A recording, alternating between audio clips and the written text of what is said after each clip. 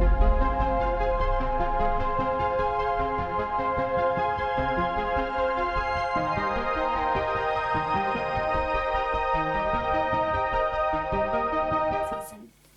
guys, and welcome to Simply Dark Season 2, Episode 5.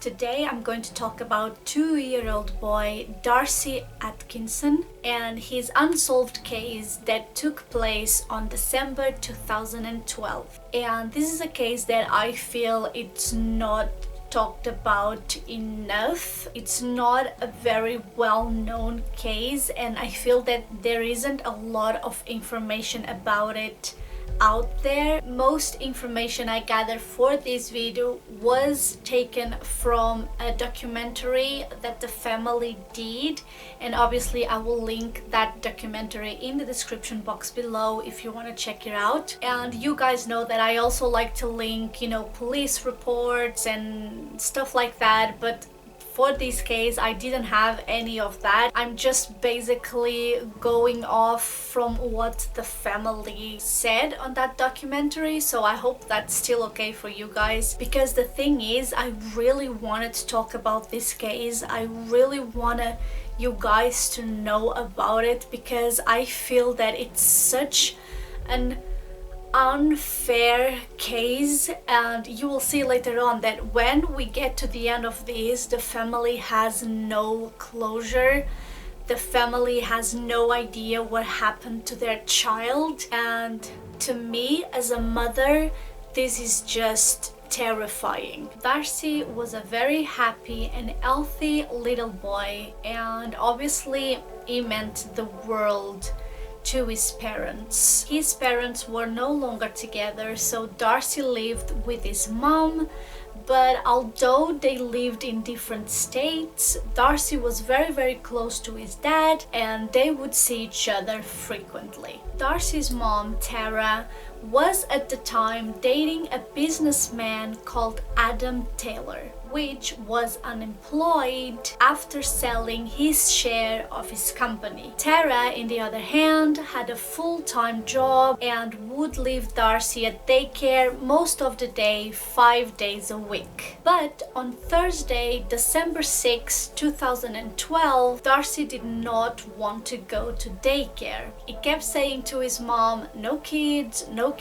which basically meant he didn't want to go to daycare and stay with the kids. So Adam volunteered to stay with him and take care of him for the day. Tara was completely fine with this, as Adam had stayed with him multiple times before, and she felt completely confident leaving Darcy with him again. And on that morning, according to what Adam said to the police, they had a great time. He stated that they started the day by paddling a board in a nearby lake or lagoon, and then after that they just went home and played in the swimming pool, and this was at Adam's house. However, Adam did mention to the police that while playing on the lagoon, Darcy fell backwards and hit his head on the surfboard.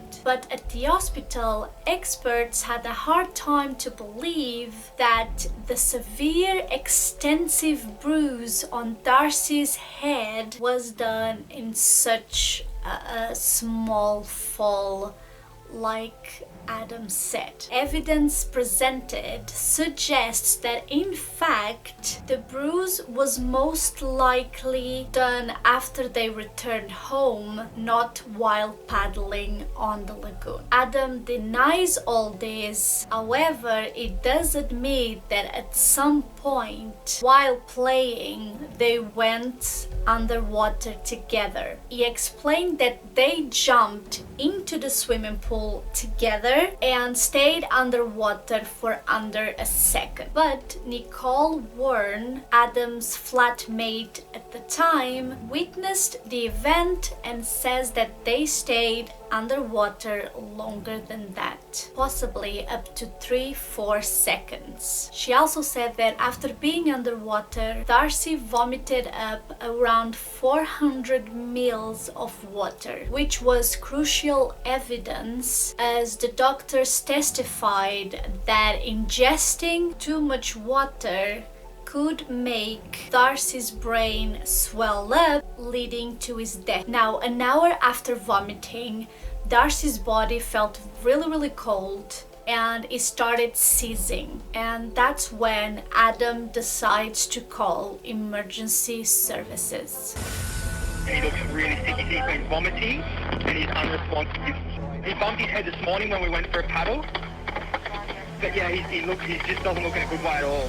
24 hours later, Darcy dies in hospital. Darcy's parents soon find out from the hospital staff and the child services providers that before dying he might have been abused, as they were able to find all these unexplained scratches, marks and bruises on Darcy's body. Now, even after all these statements and evidence, Adam still kept his original story and never gave any details of what actually happened on that day. The coroner said that he was an unimpressive witness who probably had more of a story to tell, but he stopped cooperating with the police 7 months after Darcy's death. And although Adam had this full history of violence, there was no concrete evidence to suggest that he was in fact responsible for Darcy's death. The coroner's office ended up finding that Darcy died due to ingestion of excessive water, which gave rise to hyponatremia while playing in a swimming pool in the care of Adam Taylor. So basically they ruled out that Darcy's death was an accident. But all the marks on his body and the extensive bruise on the back of his head were never accounted for. So how did he get that? If he was fine when his mom left him, how did he got those bruises? And what actually happened to him? Like, did he fall, hit his head and then drowned in the swimming pool? But if it was actually an accident, why didn't Adam said so? And one thing that I don't understand is, even if was an accident, even if it didn't mean to kill Darcy, wouldn't he still have some kind of responsibility over what happened to Darcy? At least for all those bruises and marks on his body, because obviously something happened before Darcy died.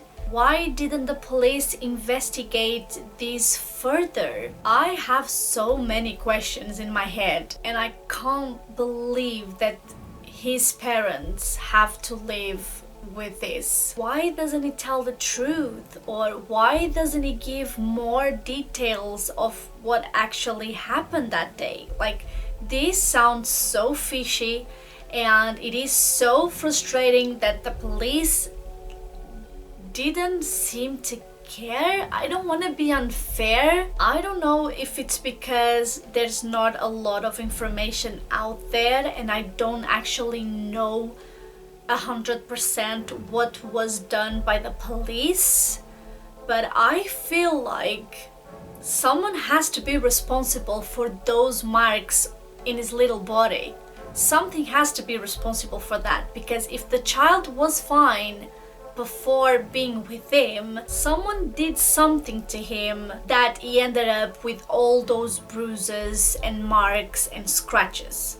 Something happened. And obviously they are still desperate for answers, and Adam's reluctance to provide more information means that they may never find out what happened to their little boy. So if any of you have any information on this case, please contact Crime Stoppers at the number that I'm gonna write right here, and let's just try to find out what the heck happened to this little boy. Now, that's it for me today, guys. Thank you so much for watching. I hope you enjoyed this episode. If yes, please don't forget to give it a thumbs up. It really helps my channel grow. Also, don't forget to subscribe and join the family if you haven't already, and I will see you in my next episode.